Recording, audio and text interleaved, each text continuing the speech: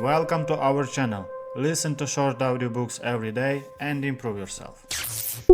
Amir Raz, The Suggestible Brain, the science and magic of how we make up our minds.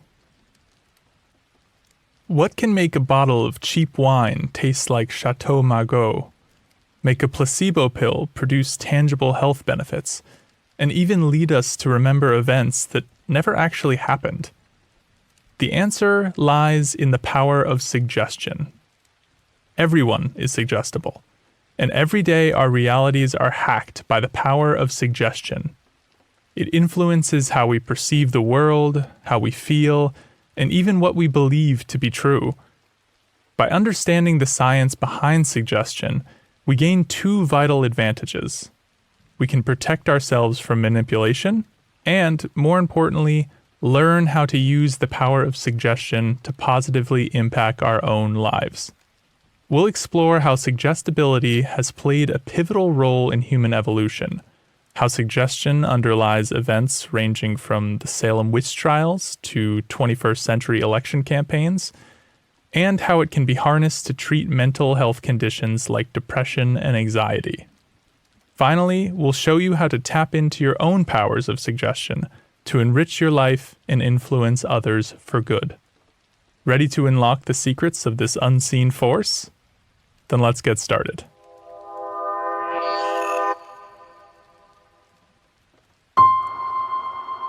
Suggestion and suggestibility. To fully flex the power of suggestion in your own life, you'll first need to come to grips with two separate but very much linked concepts: that of suggestion and suggestibility. While they may sound similar, their distinctions are subtle but significant. A suggestion is a type of communication designed to influence, to call up ideas or images in another's mind, or imply that something is true. Suggestibility, on the other hand, is the degree to which someone is predisposed to accept and act on the suggestions of others. And it's important to clarify, having high suggestibility doesn't equate to gullibility or an increased risk of being manipulated. In fact, suggestions can offer us valuable opportunities for self-discovery and personal growth. They compel us to measure our own beliefs and inclinations against those of others, and determine whether or not it's worth changing our course of action or thought. Conversely, a low level of suggestibility can present its own challenges. For example, someone who rigidly anchors themselves to their own viewpoint, like a skeptic unwilling to trust expert medical advice, may limit their ability to benefit from others' insights. Striking a balance between staying grounded in your own perspective and remaining open to advice or suggestions can improve decision-making and lead to better outcomes. Even conflicting advice, while frustrating, can serve as a catalyst for refining your own judgments and choices with greater discernment. And throughout life, levels of suggestibility naturally fluctuate. During times of change or transition, we tend to be more open to suggestions. Adolescents may lean into peer influence. New parents seek guidance from experienced caregivers, and someone reeling from a breakup might eagerly turn to friends for dating advice. These suggestion-heavy periods are times rich with input in how to navigate life. Suggestibility, when harnessed thoughtfully, is a powerful asset. And as you'll see in the next section, this openness to influence isn't just a quirk of human behavior. It's a trait that has evolved and served a vital purpose over time. Suggestibility is an evolutionary trait. Australia is a vast and often unforgiving land. European colonizers struggled to map it, and many of their attempts to navigate the continent ended in death. But the Aboriginal peoples, indigenous to Australia, developed an intricate and ingenious navigation system rooted in their deep connection to the land: songlines. Aboriginal songlines are oral storytelling and navigation systems that map the Australian landscape through songs, each detailing the journeys of ancestral beings who shaped the land. These paths, sung in sequence, contain vital information on landmarks, water sources, flora, fauna, and survival practices. For millennia, they have enabled Indigenous Australians to traverse vast territories while preserving and passing down cultural knowledge. How were these vastly complex songlines created and passed down so effectively? Well, partly through suggestibility. The songlines are embedded in shared mythology. Being suggestible to this mythology enabled listeners to absorb and vividly imagine the ancestral journeys and landmarks described in the songs, reinforcing memory through emotional and sensory engagement. As the songlines illustrate, suggestibility carries a distinct evolutionary advantage. Humans are inherently social creatures, and our ability to form and sustain communities has been key to our survival. Communities rely on the efficient transmission of information, ideas, and meanings, both within groups and across generations. Suggestibility is one of the tools that has enabled humans to learn, cooperate, and adapt efficiently. In early human societies, suggestible individuals could quickly adapt their behaviors based on the wisdom and experiences of others. For example, if an experienced member of the group identified a certain plant as poisonous or a particular animal as dangerous, a suggestible individual would instinctually avoid those threats without having to experience harm themselves. In communal settings, where survival depended on cooperation, being suggestible allowed individuals to conform to group norms, a move that served to both strengthen bonds and reduce conflict among the group. Suggestible individuals could better position themselves to be accepted within broader groups which, in turn, provided them with protection, resources, and support. Suggestibility also facilitates the creation and transmission of cultural practices and rituals. In shamanic rituals, suggestibility fosters belief in the shaman's healing powers and visions, creating a powerful placebo effect that can support physical and psychological well-being. In contemplative practices, like meditation and ritual chants, suggestibility helps practitioners achieve altered states of consciousness, often leading to spiritual insights and a stronger sense of community. Suggest your way to better health. In a Stanford University study, participants were presented with 2 vanilla milkshakes. While they looked identical, one milkshake was labeled as containing 600 calories. The other milkshake was labeled as containing a mere 140 calories. Participants were told it was a prototype of a new, healthy line of shakes that, thanks to the state-of-the-art food technology, were just as tasty as their more indulgent counterparts. The participants were instructed to drink each shake until they felt satiated. Most drank far less of the indulgent high-calorie milkshake before they reported feeling full, but were able to manage far more of the low-cal alternative. Do you see where this is going? You guessed it. The labels were fake. Both shakes were exactly the same, right down to ingredients and calorie count. The mere suggestion that one shake was more decadent was enough to make participants feel fuller quicker when they drank the healthy alternative. Here's where it gets really interesting, though. The participants didn't just perceive the 2 shakes differently. Their psychological responses to the shakes were different too. Ever heard of ghrelin? It's known as the hunger hormone. When it's present at high levels, it increases appetite. With low levels of ghrelin, appetite decreases. When drinking the decadent milkshake, participants' levels of ghrelin actually dropped. They didn't just think the decadent milkshake was making them feel fuller. The shake really did make them feel fuller and quicker. Our capacity for suggestibility shares direct links with our physical well-being.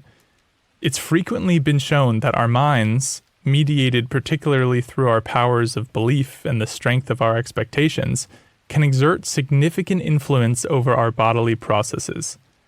Perhaps the best-known example of this phenomenon is the placebo effect. In placebo studies, individuals are given inert substances, placebos, but told that they are receiving medication. Frequently, these study participants report symptom relief, with measurable psychological effects. This is partly due to the brain's release of endorphins and other neurotransmitters, which can reduce pain and influence immune function. Research has shown that placebo treatments can mimic the effects of actual drugs in conditions like pain management, depression, and even Parkinson's disease, where patients experience improvements in motor function due to placebo-induced dopamine release. In a similar way, a person's mindset and psychological outlook can influence their cardiovascular health. For instance, people who are suggestible to optimistic beliefs about their health often exhibit lower blood pressure and improved heart rate variability. This may occur through the reduction of stress hormones such as cortisol, which, when chronically elevated, can contribute to hypertension and inflammation. In studies, people trained to adopt a positive mindset, whether through therapy or suggestion, show better cardiovascular outcomes than their more pessimistic counterparts. Our psychology and our physiology are inextricably linked. By using suggestibility to leverage the former, we can achieve beneficial outcomes for the latter. Suggestion can change your memory. Professor Elizabeth Loftus, a leading expert on the effects of suggestion on memory, has a uniquely personal connection to her field. When she was 14 years old, Elizabeth lost her mother in a tragic drowning accident. At first, she had little memory of the accident, but when an older relative reminded Elizabeth that she had been the one to find her mother's body, she started to remember it more clearly, right up to the firemen on the scene who gave Elizabeth oxygen. Years later, though, the relative called Elizabeth to apologize. They had been mistaken, and Elizabeth had not actually found her mother's body. Through her relative's suggestion, though, Elizabeth's mind was implanted with, and went on to develop in great detail, what is known as a false memory. False memories occur when people recall events that either didn't happen or happened differently from how they remember. This phenomenon has far-reaching implications, particularly in legal settings where eyewitness testimony can be affected by suggestive influence. Research has shown that memory is highly malleable, and leading questions can shape an individual's recollection. For example, in studies conducted by Elizabeth Loftus, participants were shown videos of car accidents and then asked questions with varying language. Those asked if the cars smashed into each other reported higher speeds and more severe damage than those asked if the cars simply hit each other. The subtle difference in wording was enough to alter their memories of the event. This malleability of memory can have dire consequences, particularly in criminal investigations. Subtle cues from investigators or repeated questioning can cause witnesses to remember details that align with the investigator's narrative, rather than the truth. Additionally, repeated questioning and exposure to others' memories can reinforce these false recollections, making them feel more real over time. This has prompted reforms in how law enforcement and psychologists approach memory recall, aiming to minimize leading questions and use techniques that reduce the risk of implanting false memories. Understanding the susceptibility of memory to suggestion emphasizes the need for careful, unbiased approaches in fields that rely on accurate recollection. However, outside of the legal system, memory manipulation is often wielded with far fewer restrictions, especially in the world of politics. Take push polls, a tactic used in election campaigns to subtly influence voters. Unlike genuine opinion polls, which aim to gather unbiased data, push polls are designed to influence negative or misleading information under the guise of asking questions. By framing questions in a way that suggests certain facts, these polls create association in the respondent's mind that can directly influence their beliefs and memories. For example, a push poll might ask, would you be more or less likely to vote for this candidate if you knew they were under investigation for corruption? Even if there's no truth to this suggestion, the question plants a seed of doubt. Over time, the individual might remember hearing about the candidate's supposed involvement in corruption, without recalling the original source or whether it was even true. This type of suggestive influence leverages the malleability of memory, relying on repetition and implication to create a lingering negative impression. Essentially, push polls exploit suggestibility to shape voters' memories and perceptions, subtly influencing their opinions and potentially their voting decisions without any factual basis. This can have a significant impact on electoral outcomes, especially in closely contested races.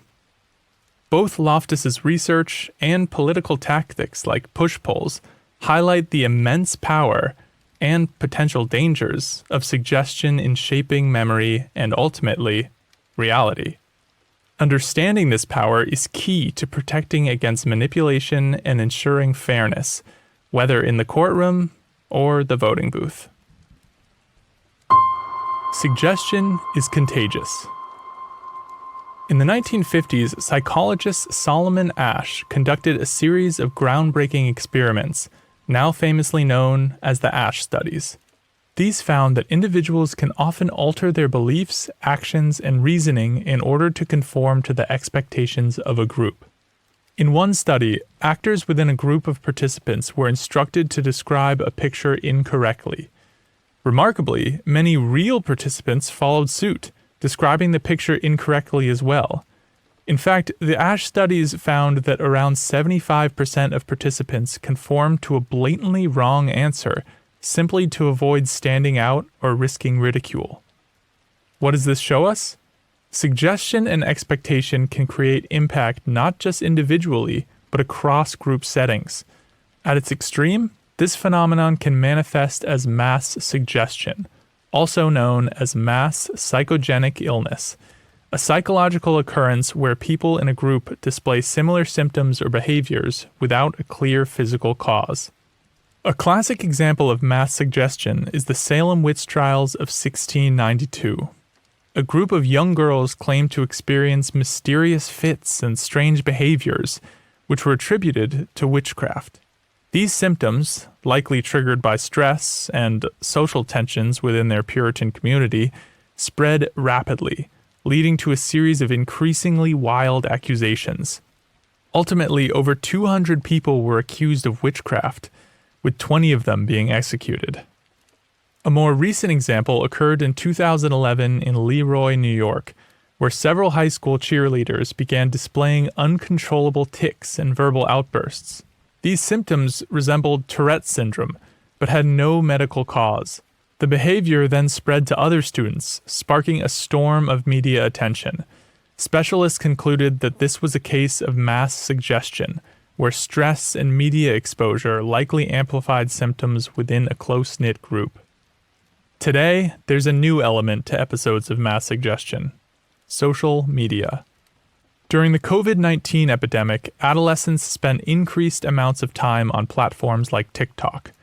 Random outbreaks of vocal and motor tics among teen social media users have been traced back to videos of users sharing their own tics. More broadly, the amplified reach of social media's suggestion has seen misinformation, trends, and emotional contagion influencing vast groups almost instantly. Algorithms often promote sensational or emotionally charged content, creating echo chambers that reinforce shared beliefs and behaviors, whether factual or not. This can lead to panic, as seen with health scares or viral rumors, and even influence collective actions like protests or boycotts. However, this power isn't inherently harmful. It can also be harnessed for good. Public health campaigns have successfully used mass suggestion to encourage beneficial behaviors such as vaccination, mask wearing, and hand washing during outbreaks. By enforcing these actions as societal norms, they've managed to shift behaviors on a large scale. The power of mass suggestion continues to evolve alongside our understanding of group psychology and digital influence. While it poses significant risks, it also holds immense potential to shape the world positively, but only if it's used thoughtfully and responsibly. To the Suggestible Brain by Amir Raz, you've learned that suggestibility is a powerful evolutionary trait which influences our perceptions, behaviors, and even our psychological responses. By understanding the science behind suggestion, we can better protect ourselves from misinformation, use suggestion to improve health outcomes, and create positive social change through evidence-based influence.